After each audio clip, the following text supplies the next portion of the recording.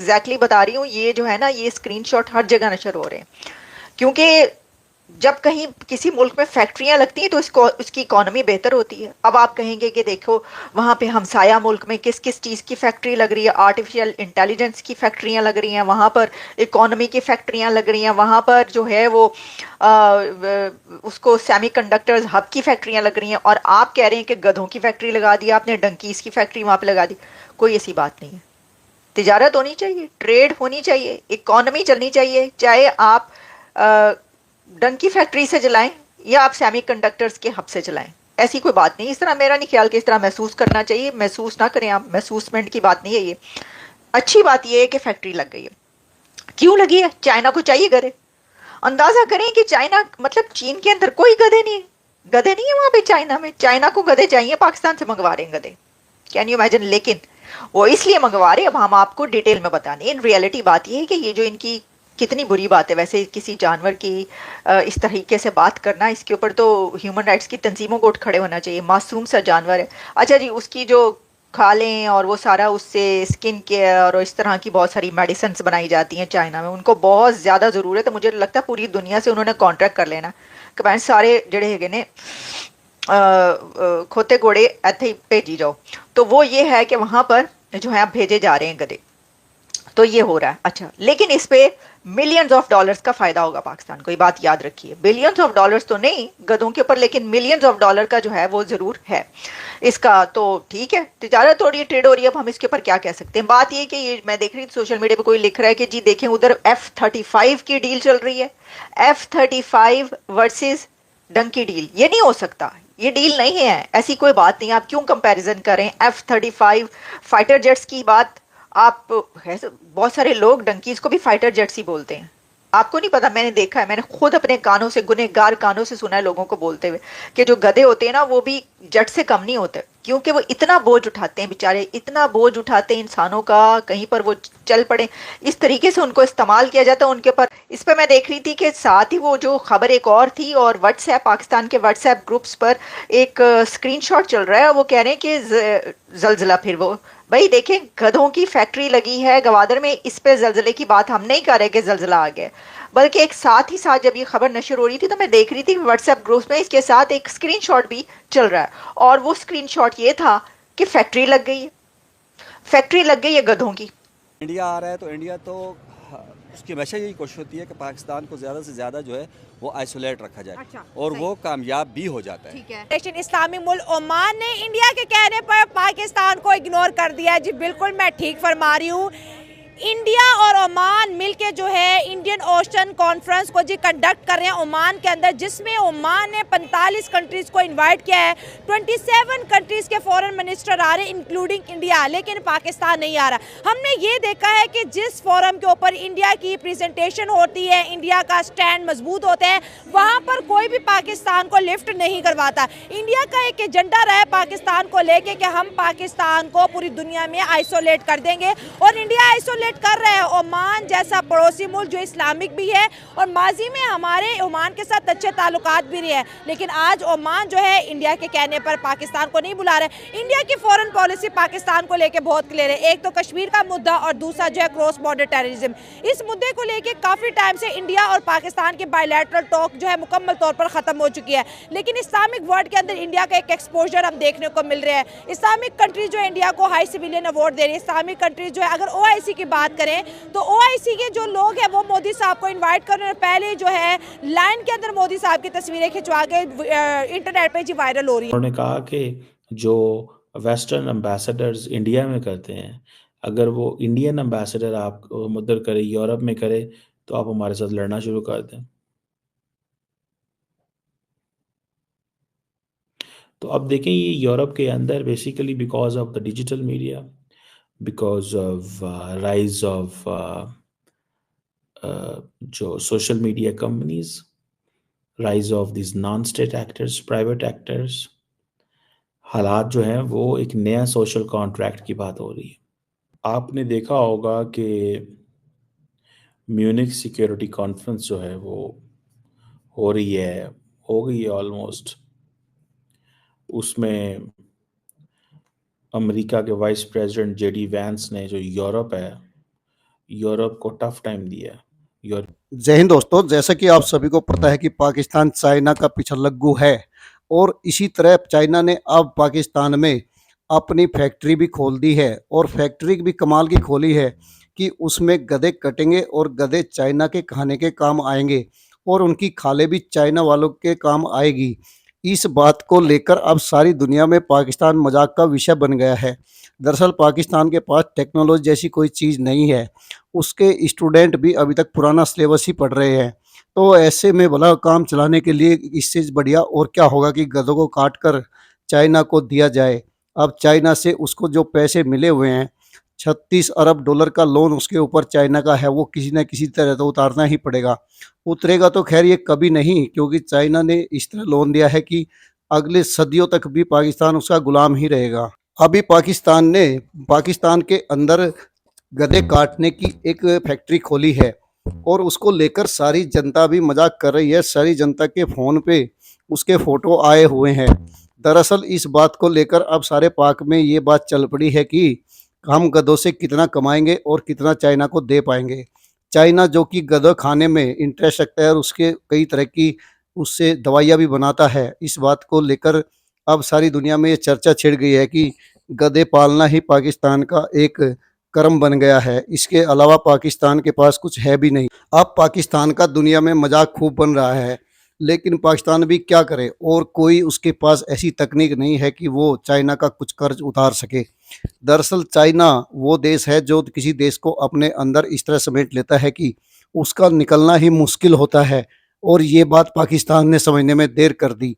China अपने टूटे फूटे जहाज उसको रंग रोगन करके दे रहा है और इस बात से सारे पाकिस्तानी खुश नज़र आते हैं। साथ ही चाइना अपना जितना सड़ा हुआ माल है वो सारा पाकिस्तान को सप्लाई कर देता है। इस बात से भी पाकिस्तानियों को लगता है कि चाइना ही उनका बॉस है और वो दुनिया में उनको बचाएगा।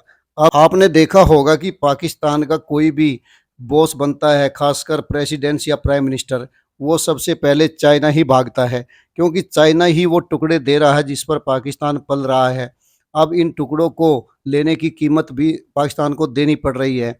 उसका सी पैक पूरा नहीं हुआ और उसके बदले अभी उसका कुछ भी नहीं हुआ, फिर भी बहुत कुछ देना पड़ रहा है और इतना लोन चाइना ने चढ़ा दिया है कि पाकिस्तान सदियों तक उसके चुंगल से नहीं निकल सकता।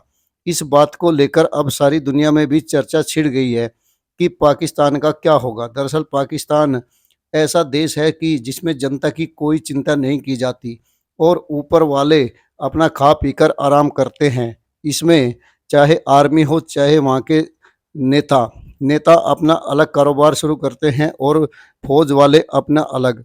इसी मापाधापी में पाकिस्तान की जनता पिस रही है, लेकिन पाकिस्तान की जनता विद्रोह भी नहीं कर सकती, इसका भी पक्का अंदाजा है।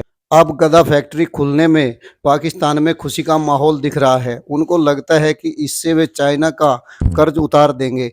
अब गधे सारे पकड़ पकड़ कर फैक्ट्री में काटे जाते हैं और चाइना को उनका मांस और उसका बाकी का हिस्सा भी सप्लाई किया जाता है, जिसको चाइनीज बड़े स्वाद से खाते हैं। इस बात को लेकर अब पाकिस्तान की सारी दुनिया में मजाक बन रही है।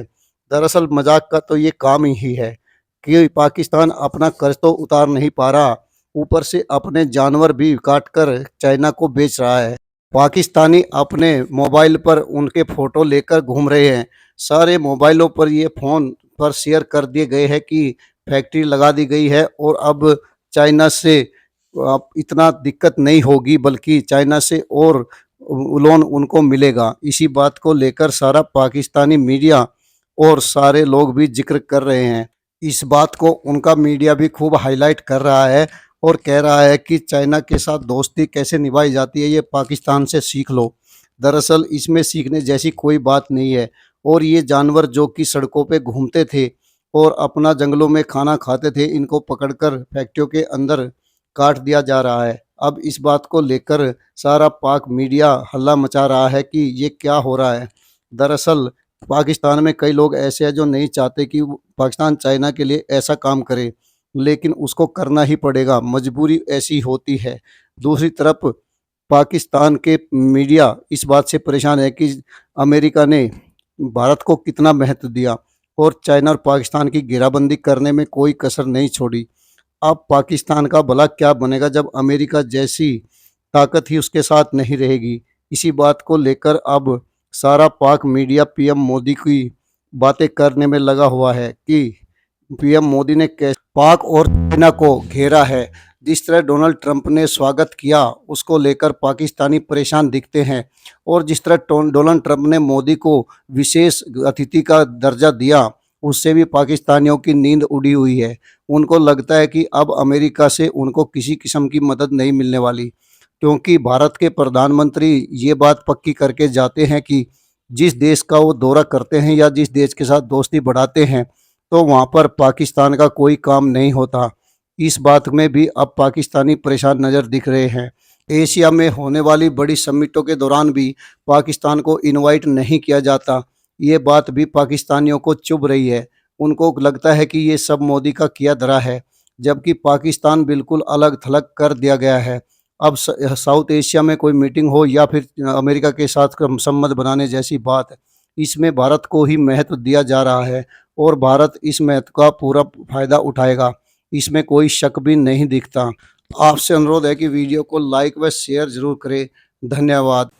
गधों की डंकीस की फैक्ट्री स्टार्ट हो गई है गवादर में, तो ये खुशी की बात है। ये कोई ऐसी बात नहीं कि इसको ऐसा महसूस किया जाए, इसमें बुरा मानने की क्या बात है। देखिए बात ये है कि फैक्ट्रियां लगनी चाहिए, कहीं पर फैक्ट्री लगती है तो अच्छी बात है। अब गधों की हो, घोड़ों की हो, या वो इंसानों की हो, किसी की भी हो, गधे अलबत्ता पैनिक में आ चुके हैं। कह रहे हैं कि वहां पर गधों में पैनिक क्रिएट हो चुका है कि वो उन्हें पता चल गया कि साड़ी तो फैक्ट्रियां लग गई हैं, तो अब तो उनको काट काट के जो है वो भेजा जाएगा चाइना। अच्छा, ये फैक्ट्री जो लग रही है, मैं आपको यूरोपियन ममालिक को टफ टाइम दिया, और डॉक्टर जयशंकर जो हैं उन्होंने हमेशा की तरह पाकिस्तान को टफ टाइम दिया। अगर आपको याद हो कि डॉक्टर जयशंकर, अगर आप लोगों ने देखा है या सुना है डॉक्टर जयशंकर को वहाँ पे, तो वो एक ही बात कह रहे थे कि अमेरिका जो है उन मुल्कों को सपोर्ट करता रहा है, उन मुल्कों को सपोर्ट करता रहा है जहाँ पे जमहूरियत नहीं है। अपने घर में कुछ और प्रैक्टिस करता है और बाहर क्या सपोर्ट करता है, उन मुल्कों को सपोर्ट करता है जहाँ पे जमहूरियत ना हो, यानी कि पाकिस्तान की बात कर रहे थे। अच्छा, इसमें एक तरफ तो हम ये देख सकते हैं कि इसमें किसी हद तक बात में सच्चाई तो है कि पाकिस्तान को टारगेट करना डॉक्टर जयशंकर की जॉब भी है, उनकी नेशनल ड्यूटी भी है। वो इग्नोर नहीं करते पाकिस्तान को। अब उन्होंने पाकिस्तान और बांग्लादेश को 1971 से पहले वाली शक्ल में देखना शुरू कर दिया। अब उन्होंने और अंदाज से देखना शुरू कर दिया। सो मुझे ऐसा लगता है कि ये जो डेवलपमेंट्स हो रही हैं जिसमें यूरोपियंस जो हैं वो आपस में लड़ पड़ रहे हैं, मैं देख रहा हूँ कि रशियन प्रेसिडेंट ज़ेलेंस्की ने ये कहा कि यूरोप को अपनी आर्मी बनानी चाहिए। ये बहुत बड़ी चीज़ थी, it was not a joke. ये जो जयशंकर का पाकिस्तान को टारगेट करना और जयशंकर का यूरोप को भी टारगेट करना, और ये जयशंकर और अमेरिका इक्वली यूरोप को हिपोक्रेट कह रहे हैं। गवर्नमेंट ऑफ पाकिस्तान के मसाइल ही कुछ और हैं। हाँ। ये तो अपनी जंग के अपने एक दूसरे के साथ लड़ाइयों में मसरूफ़ है, सर्वाइवल की जंग लड़ रहे हैं, एक दूसरे को बुरा भला कह रहे हैं। असल में सच पूछे तो मुझे नहीं लगता कि पाकिस्तान में कोई भी ऐसी एक जमात है जो पाकिस्तान का सोचे, अच्छा। जो मुल्क का सोचे। जो आप सिर्फ फॉरेन पॉलिसी की बात करती है, बाकी फील्ड्स में देख रहे हैं कि पाकिस्तान की क्या हालत है, इकनॉमिक कंडीशंस देख रहे हैं पाकिस्तान की।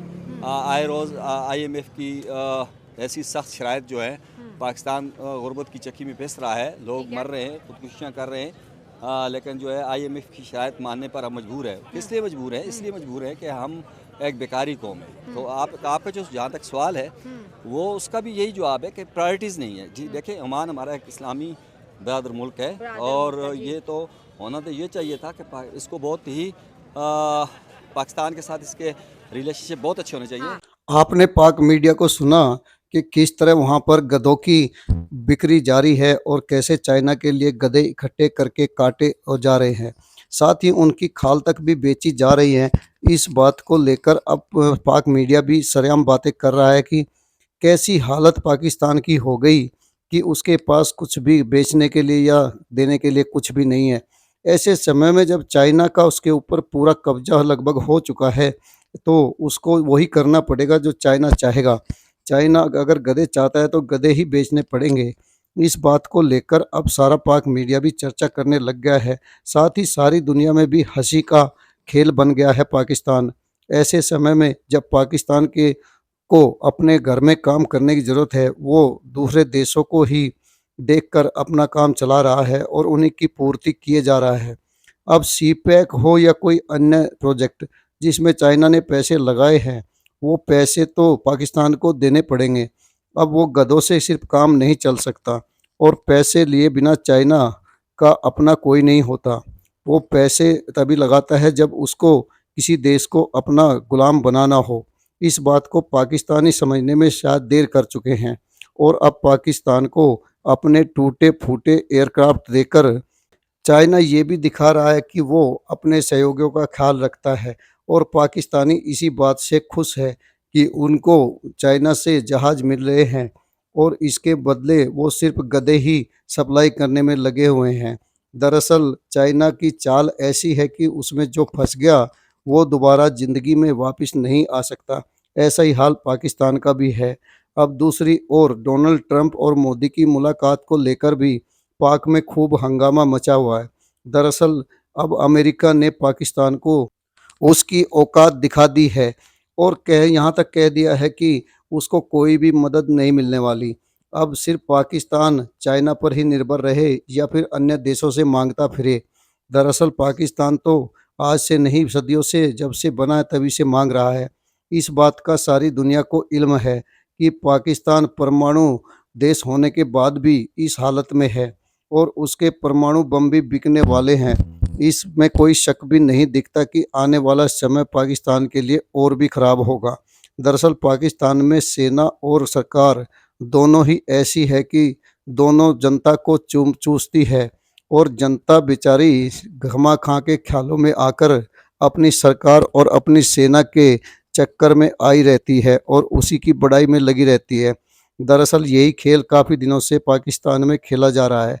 अब पाकिस्तान आर्मी के चीफ को अमेरिका ने इनवाइट तक नहीं किया, ना वहाँ के किसी नेता को इनवाइट किया। इस बात को भी परेशानी पाक को अब होने लगी है क्योंकि उसकी मांग की आदत पूरी नहीं हो रही।